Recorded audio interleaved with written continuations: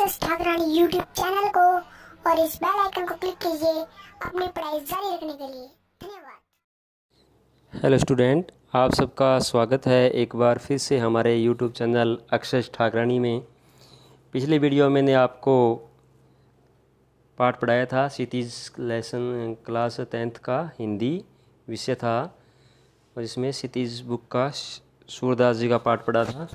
आज उसी से पाठ से रिलेटिव उसकी व्याख्या लेकर के हाजिर हुआ हूँ।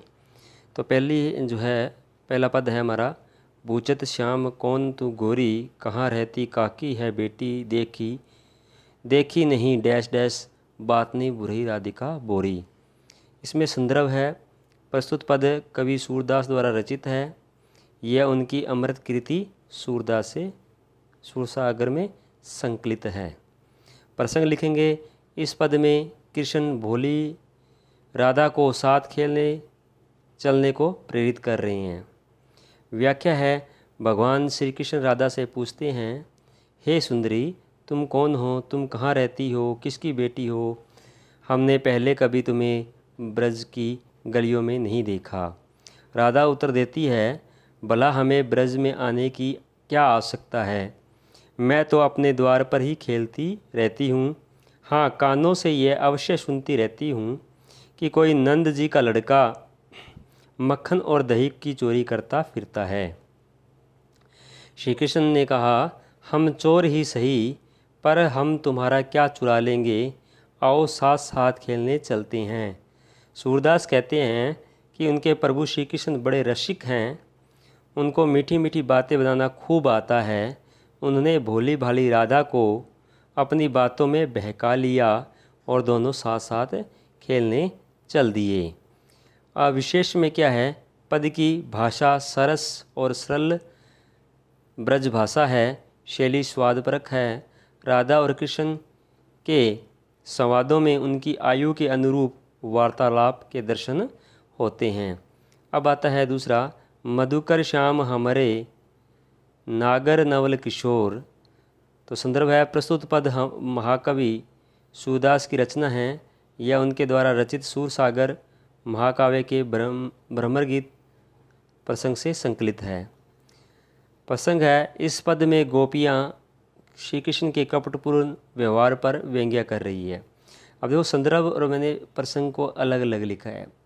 अगर आप चाहें तो संदर्भ एवं प्रसंग लिख करके साथ में इनको जोड़ करके आप लिख सकते हैं। व्याख्या क्या है, गोपियाँ कह रही हैं, अरे भौरे तुम्हारे जैसे ही श्याम रंग वाले वह कृष्ण हमारे चोर हैं। उन्होंने अपने चंचल नेत्रों के कोनों से अपनी तनिक सी दृष्टि डालकर हमारे मन को चुरा लिया।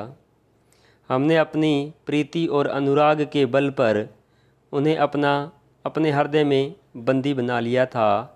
उनके प्रेम पर विश्वास करके उनको अपने हृदय में बसा लिया था, किंतु वह हमारे प्रेम बंधों को तुड़ाकर चले गए।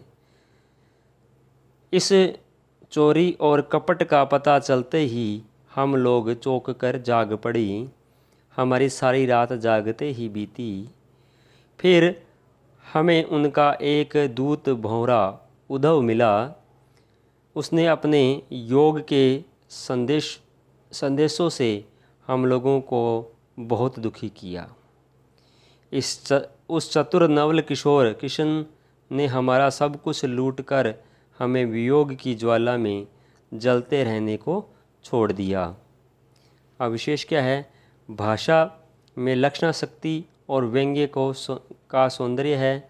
शैली प्रतीकात्मक और व्यंग्यात्मक हैं।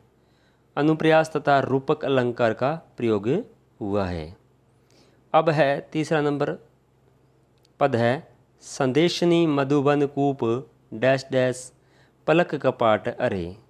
संदर्भ और प्रसंग को आप साथ में लिख सकते हैं, अलग अलग लिखना चाहे तो अलग अलग भी आप लिख सकते हैं, चलेगा। तो संदर्भ है, प्रस्तुत पद कवि सूरदास के सूरसागर के भ्रमर गीत नामक प्रसंग में संकलित है। इस पद में गोपियाँ मथुरा में स्थित श्री कृष्ण को अपने द्वारा भिजवाए गए संदेशों का उत्तर न मिलने पर चुटीले व्यंग्य बाण चला रही है। व्याख्या है, गोपियाँ श्री कृष्ण के उपेक्षापूर्ण व्यवहार पर चोट करती हुई कह रही हैं कि उन्होंने अब तक इतने संदेश श्री कृष्ण के पास भिजवाए हैं कि उनसे मथुरा के सारे कूप भर गए होंगे। श्री कृष्ण अपने संदेश तो भेजते ही नहीं, हमारे संदेश ले गए लोग भी इधर लौट कर नहीं आए। यानी कि जो संदेश भगवान श्री कृष्ण को हमारे द्वारा जिन लोगों के द्वारा के हाथ भेजे गए वो लौटकर वापस नहीं आए। ऐसा लगता है कृष्ण ने उनको सिखाकर अपने साथ मिला लिया है, या उनको लौटने नहीं दिया, लौटकर नहीं आने दिया, या फिर वे बेचारे कहीं बीच में ही मर गए। या तो वो मथुरा पहुँचे नहीं, या पहुँचे हैं तो भगवान श्री कृष्ण ने उन्हें बहला फुसला करके अपने पास रख लिया, उनको वापस नहीं आने दिया, या वो बीच रास्ते में ही मर गए। ऐसी गोपियाँ कहती है। ऐसा भी हो सकता है कि मथुरा के सारे कागज़ वर्षा में भीग कर गल गए हों, या फिर वहाँ की सारी शाही समाप्त हो गई हो सकता है वहाँ कलम बनाने के लिए काम आने वाले सरकंडों से कलम बनती थी पहले, तो सरकंडे ही वन की आग में जलकर भस्म हो गए हों। यह भी हो सकता है कि श्री कृष्ण के पत्रों का उत्तर लिखने वाला सेवक ही अंधा हो गया हो, उसके नेत्रों के पलक रूपी किवाड़ ही न खुल पा रहे हों। इनमें से कोई न कोई कारण अवश्य रहा होगा, तभी हमारे संदेशों का उत्तर हमें अब तक नहीं मिला। विशेष में क्या है, पद की एक एक पंक्ति गोपियों के आक्रोश और व्यंग्य प्रहार से भरी हुई है। भाषा और शैली व्यंग्य के लिए सर्वथा उपयुक्त है। अनुप्रास, रूपक, संदेह अलंकार का चमत्कार पद में है। अब आता है चौथा, उधो मन माने की बात डैश डैश सोई ताही सुहावत। ये चौथा अंतिम पद है। तो संदर्भ क्या कहता है, संदर्भ में क्या लिखेंगे, प्रस्तुत पद कवि सूरदास जी द्वारा रचित हैं। यह उनके काव्य ग्रंथ सूर सागर से संकलित है। यह पद सूर सागर के भ्रमर गीत प्रसंग से लिया गया है। प्रसंग है, यहाँ इस पद में गोपियाँ श्री कृष्ण में ही मन लगाने की बात कर रही हैं। आप देखो संदर्भ में, आप इसको और भी लिखना चाहो तो क्या, ये प्रस्तुत पद हमारी हिंदी की पुस्तक या किताब क्षितिज में से लिया गया है। क्षितिज के प्रथम पाठ सूरदास जी से लिया गया है। या इस प्रकार कुछ आप अपनी तरफ से भी लिखना चाहो तो लिख सकते हैं। प्रसंग है, यहाँ इस पद में गोपियाँ श्री कृष्ण में ही मन लगने की बात कर रही हैं। व्याख्या है, उद्धव द्वारा यानी भंवरे द्वारा श्री कृष्ण को भुलाकर योग साधना करने का उपदेश दिए जाने पर गोपियाँ कह रही हैं, हे उद्धव, श्री कृष्ण जैसे भी हैं हमें प्रिय हैं। यह तो मन मानने की बात है, जिससे मन लग जाए वही प्यारा लगता है। उसे व्यक्ति कष्ट पाकर भी प्रेम करता है, अपनाता है। गोपियाँ कहती हैं कि संसार में अंगूर और छुहारा जैसे अमृत के समान मधुर फल हैं, किंतु विष का कीट इन सब को ठुकरा कर विष को ही खाता है।